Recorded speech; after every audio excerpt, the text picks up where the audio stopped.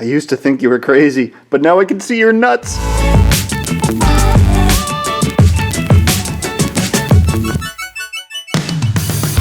Hey, what's up everyone?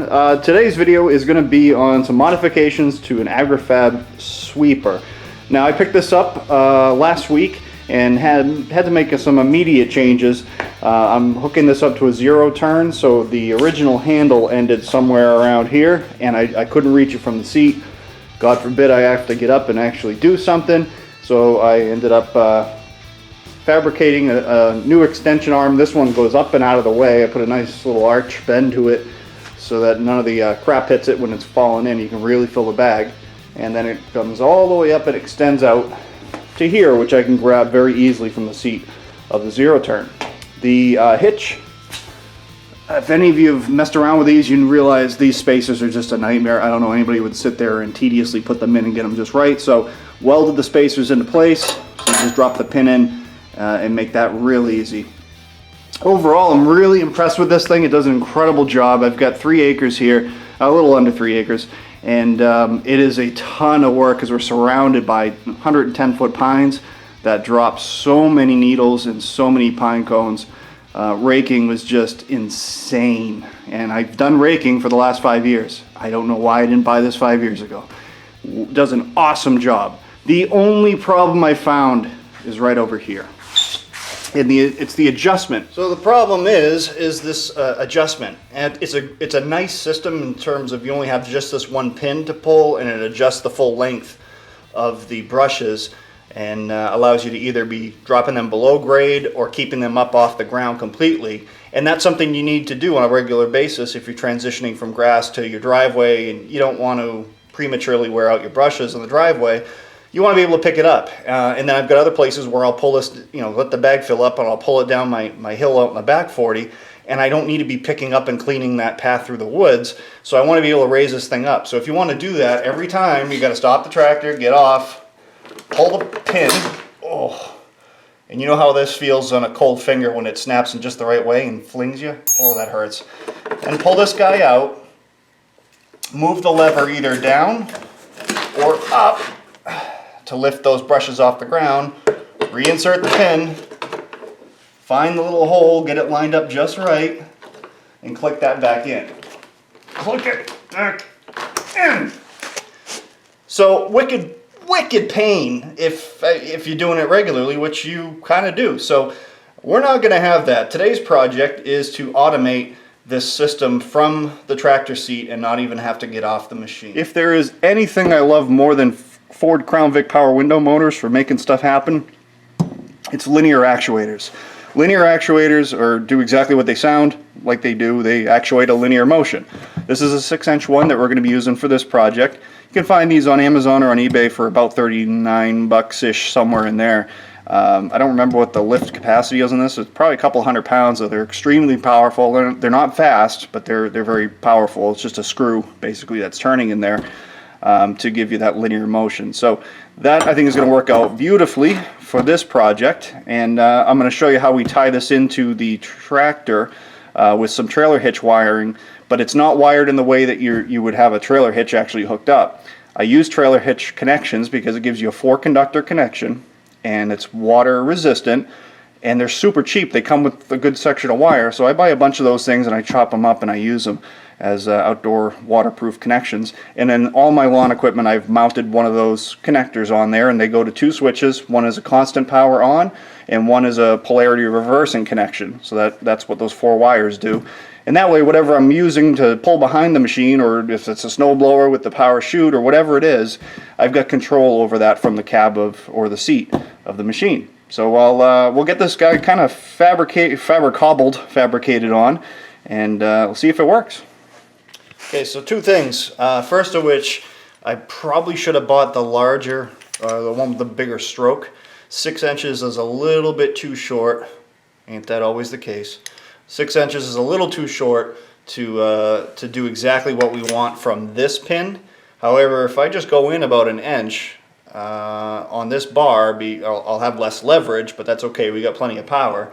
But that means that the 6-inch stroke actually gives me the full range, or close to the full range of travel. I don't actually need it to go up to these top 3 notches. right about here, it has the brushes at least 2 inches off flat ground, so that is plenty of clearance. And if I go here, I'll be able to drive it all the way down deep or pull it up at least 2 inches up off the ground. So I think what we're going to do is find us some hardware here and weld a nut basically right where that existing hole is that protrudes out, so I can slide this guy on, and we'll put a lock nylon nut on this side so it allows it to swivel. It's going to be really tight to the tire, but that's okay. As long as it doesn't hit the tire, we'll be fine. And then we're going to need to build a bracket up off the top here to mount that motor up and out of the way of the tire and give it the full range of travel. So that's the plan, folks.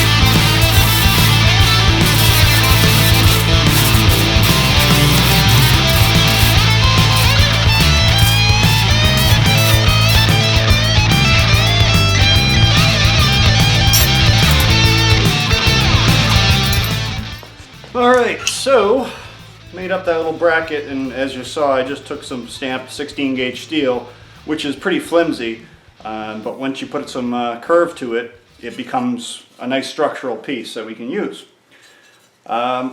Taking out the original factory pins here that attach the main part of the body to one of the uprights for the bags, and we're going to be able to drop this guy right in.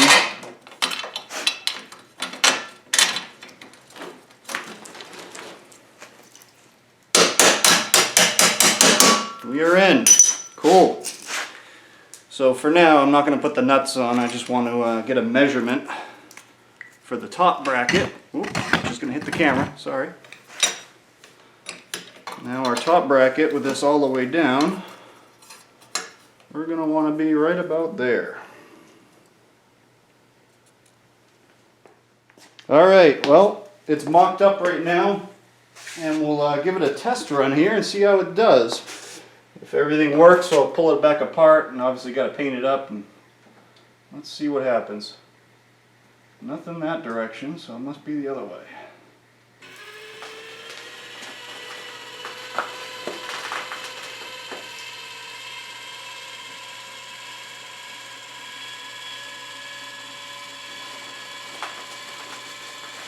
Are we hitting something? Nope, we're all clear. Look at that! Holy moly, we're getting almost the full range out of it. So it's 1 through 7, and right now I'm right between 6 and 7, all the way up. So that means our brushes are completely off the ground.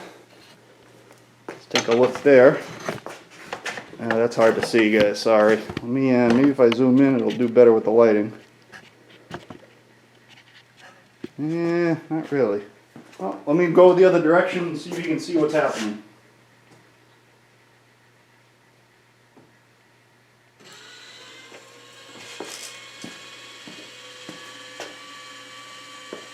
Oh yeah, you can see it. There we go.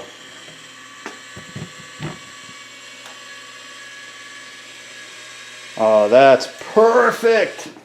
And what's nice about these linear actuators is you can leave it with a regular switch in the on position, and it has an automatic shutoff when it gets to the end, so it's not going to burn the motor out, and does that at both directions. I'm going to use a momentary switch because I want to use, I want to be able to stop it in a bunch of different places along the way. But it looks great. I did tap another hole in this, so I have some adjustability if I want to move it and reset it even lower. But with the range that we're getting out of this thing right now, that is more than enough for my purposes here. So I'll just get it disassembled and paint up all the stuff that I either welded or made that bracket from, and I think we're good to go. We'll get some wiring to do after that, and we're in the home stretch.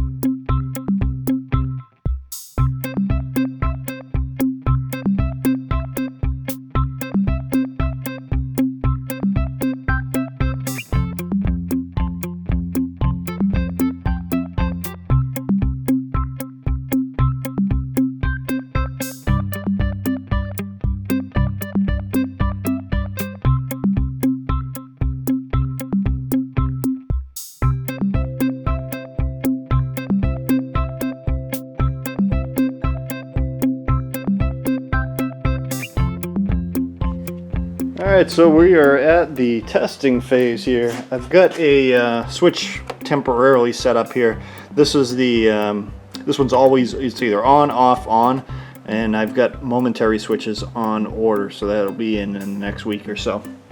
But for now, for testing purposes, that's going to work. And down.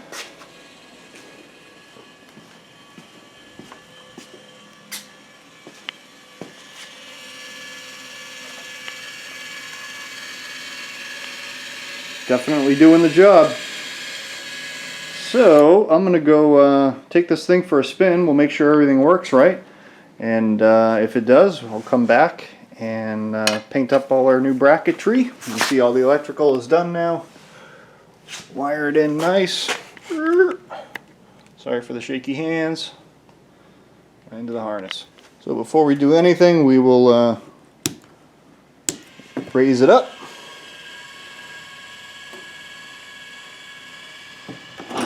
And start it up.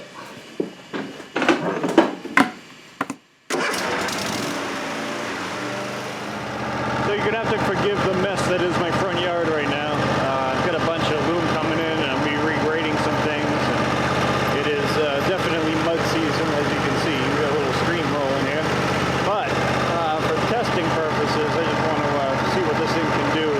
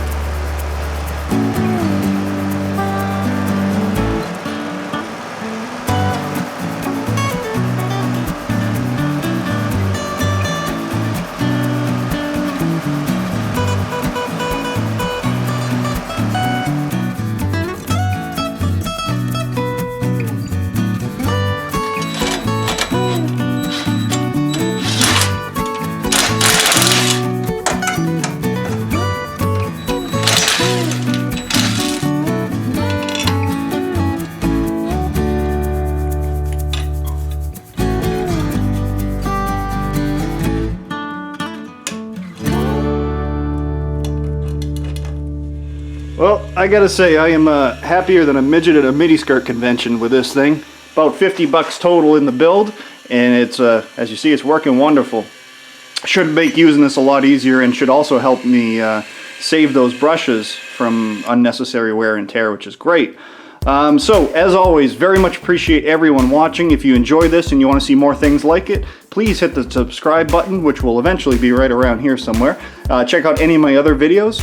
If you have any comments, concerns, criticisms, feel free to throw them right in the comments section. I tend to respond to just about every one of them. And yeah, I think that's going to do it for this video. So, have a great day, everyone. Thanks.